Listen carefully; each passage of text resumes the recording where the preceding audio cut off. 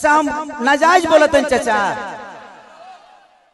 अभी बताइए खेसरिया जब अपना खातिर हॉस्पिटल नहीं बनवले तब गांव भर का इलाज कहां से कराई? तो जब ये हमारे नेता अपना इलाज कराने के लिए एम्स में जाते हैं, हमारे नेता अपना इलाज कराने के लिए बॉम्बे जाते हैं, विदेश जाते हैं, तो ये बताइए जब ये अपने इलाज के लिए अस्पताल नहीं खुलवाए तो हमारे इलाज के लिए कहां से खुलवा पाएंगे? मेरी उम्र आज 28 से 30 वर्ष की हो गई। 30 वर्ष से हो सकता है 5 वर्ष बाद मुझे होश आ गया होगा। 25 वर्ष से तो ऐसा ही देख रहा हूं कि हमारा बिहार में बदलाव कुछ नहीं हुआ है। दारू बंद हुआ है तब वो मिलिए रहा है। इसमें दोष हम सरकार को नहीं देंगे, क्योंकि हमारे पास रोजी नहीं है। हम अपनी रोजी ढूंढते हैं, वो चाहे हमें नशा में मिले या बुराई करके मिले या किसी का मर्डर करके मिले। हमारे पास अगर रोजी होती, हमारे पास काम होता, हमारे पास किसी का विश्वास होता, तो शायद आज हम भी बेकार नहीं होते। किसी फैक्ट्री में अपने ही जिला में, अपने ही गृह जिला में, अपने ही घर में काम करते। तो जब इंसान बेकार होता है तो वो गलत काम करता है। तो गलत काम तभी होता है जब इंसान फुर्सत में होला। एक गलत काम हो तारा टाइम ना मिले, सही बताओ, तार गेहूं के दंवरी आई तो तू दूसरे के टिकोड़ा तुरे जीवो, तू अपन गेहूं दही बना।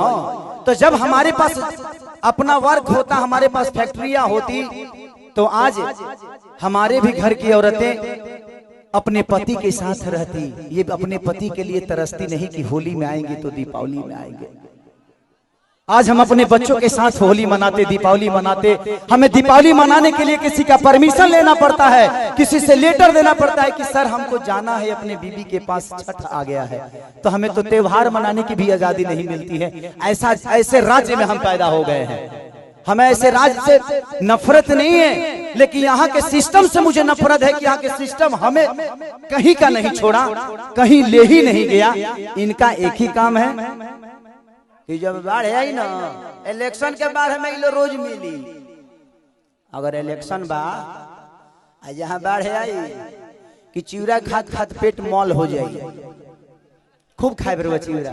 लेकिन यही इलेक्शन बीतते ही एक भी आदमी, हाँ, जो आपके दर्दों को समझता है। मैं किसी राजनेता पे उंगली नहीं उठा रहा हूँ, मैं सिस्टम पे बात कर रहा हूँ। आज अगर यहाँ फिल्म सिटी बन जाए तो मुझे लगता है कि खेसारी लाल यादव यूपी में शूट करने जाते हैं, वहां पे कम से कम 60 से 70 लाख रुपया भैया प्रोड्यूसर और डायरेक्टर यूपी सरकार को दे के आता है।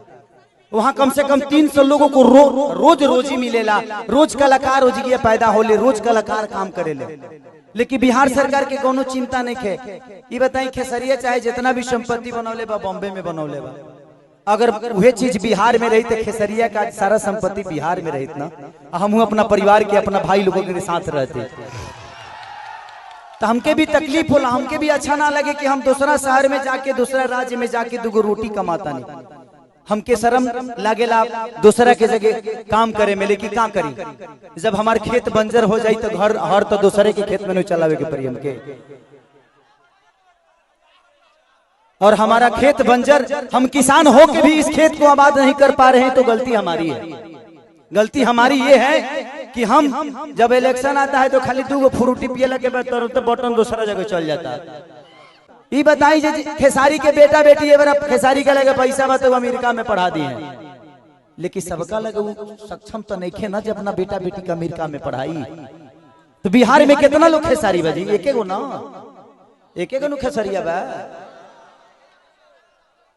ये बताइए आज भी हमारे बिहार के नेता हैं, यूपी के नेता हैं, सबके अपने बच्चे कोई अमेरिका में पढ़ता है, कोई लंदन में पढ़ता है, कोई मॉरिशस में पढ़ता है। किसी किसान का बेटा कहाँ पढ़ने जाता है? क्योंकि उसकी क्षमता नहीं है। क्योंकि इन लोगों ने अगर यहीं पे स्कूल दिया होता तो इनके भी बच्चे यहीं पे शिक्षित हो जाते। लेकिन इन्होंने जब अपने बच्चे का भविष्य तय नहीं किया तो हमारे बच्चों का भविष्य तय कहाँ से कर पाएंगे? अब ये बताइए कि यूट्यूब पर डाल दी तो लोग कहिए खेसरिया राजनेता हो गए। अब हम अपन दुखों ना कह सकिले।